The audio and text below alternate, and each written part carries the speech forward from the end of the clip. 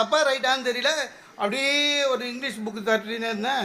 புக்கில் பார்க்குறேன் ஐஸ்வர்யா ராய் படம். உண்மையிலே அந்த மாதிரி அழகு சார். குழந்தை பெற்ற பிறகும் அழகாக இருக்குது சார். உண்மையிலேயே நம்ம பார்த்தா உலக அழகி அது ஒன்று தான் சார். அழகாக இருந்தது படம். சாதாரணமாக அந்த மாதிரி லேடி பார்த்தா திருப்பி இன்னும் அதான் ஞாபகம். அன்றைக்கி இன்னமும் அழகாக இருந்தது. ஒரு 2 நிமிஷம் அதிகமாக பார்த்துட்டேன். சோஃபா பின்னால் என் ஒய்ஃப் அதை பார்த்துட்டேன். இது என்ன புது பழக்கம், பொம்பளைங்க படத்தை உத்து பார்க்குறேன்னா நான் டக்குன்னு இல்லை ஐஸ்வர்யா ராய் எப்படி 2 குழந்தைக்கு அப்புறம் அழகாக இருக்கால அப்படின்னு ஏதாவது ஒன்று சொல்லணும். அதுக்காக இப்படி சொல்லக்கூடாதுங்க, மனசாட்சியே இல்லாமல். இதெல்லாம் என்ன அழகு?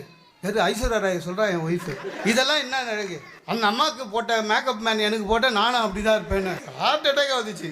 இதெல்லாம் அநியாயம் அப்படின்ட்டு அவளாலே தாக்க முடியல. அதிகமாக பேசிட்ட போல இருக்குது. கொஞ்சம் தூரம் போயிட்டு திரும்பியும் ஐஸ்வர்யா ராய் உங்களுக்கு டிகாஷன் காப்பி கொடுப்பாளா, ஐஸ்வர்யா ராய் உங்களுக்கு துணி துவச்சி போடுவாளான்னு. நான் இன்னமும் அடுத்த வாரத்துலேருந்து ஐஸ்வர்யா ராய் கூட இருக்கிற மாதிரி. அதாவது அவங்கள புரிஞ்சிக்கவே முடியாதுங்க.